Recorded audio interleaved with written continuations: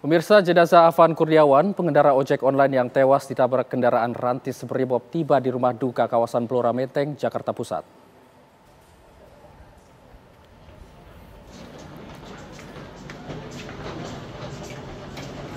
Dan yang itu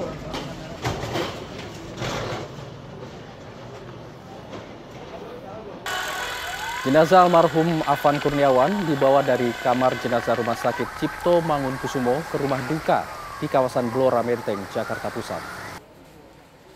Ratusan pengemudi ojol turut mengiringi rombongan jenazah Afan.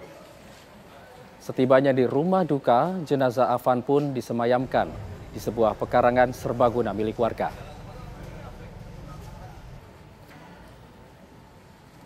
Gubernur DKI Jakarta Pramono Anung tiba di rumah duka untuk menyampaikan bela sungkawa kepada pihak keluarga atas peristiwa yang menimpa Afan. Rencananya jenazah Afan akan dimakamkan di Karet Bifak Tanah Abang, Jakarta Pusat sekitar pukul 10 pagi. Diketahui Afan Kurniawan meninggal dunia setelah ditabrak kendaraan rantis milik Sat Brimob Polda Metro Jaya saat berlangsung unjuk rasa mahasiswa dan pelajar di kawasan Pejompongan, Jakarta Pusat.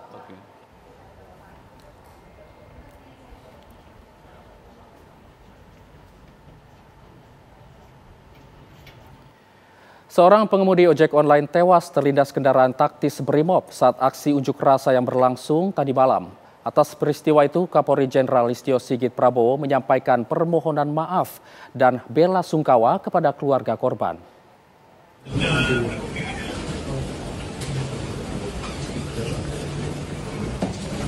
Kapolri mendatangi kamar jenazah RSCM untuk menemui keluarga korban. Didampingi sejumlah pejabat utama Polri, Jenderal Sigit langsung masuk ke ruang tunggu tempat keluarga korban berada.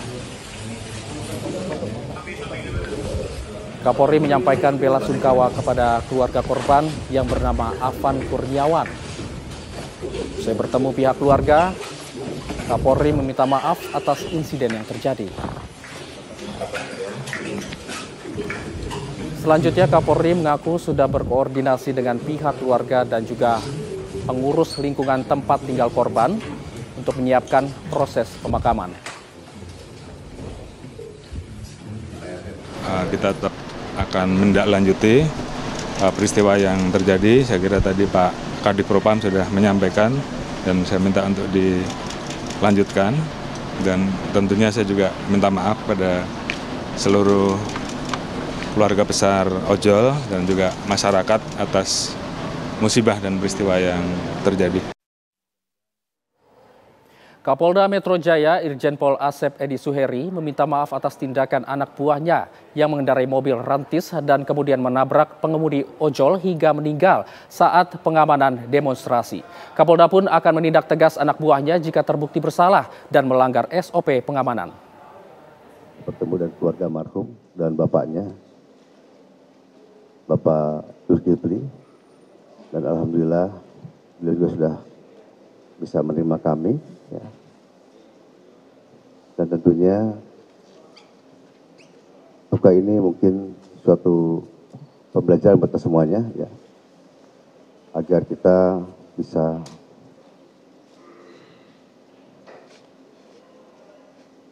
merasakan, ya, apa yang dirasakan oleh keluarga dan almarhum. Ya, selanjutnya saya tegaskan di sini akan menindak tegas, ya, anggota yang melakukan kesalahan pelanggaran, ya, terhadap kejadian tadi sore, dan nanti akan kami serahkan kepada Bapak Kadif Propam untuk prosesnya, dan mungkin diketahui juga oleh sekarang yang hadir Pak Reja, ya, Pak Dankas Segana. Kita akan buka setransparan mungkin.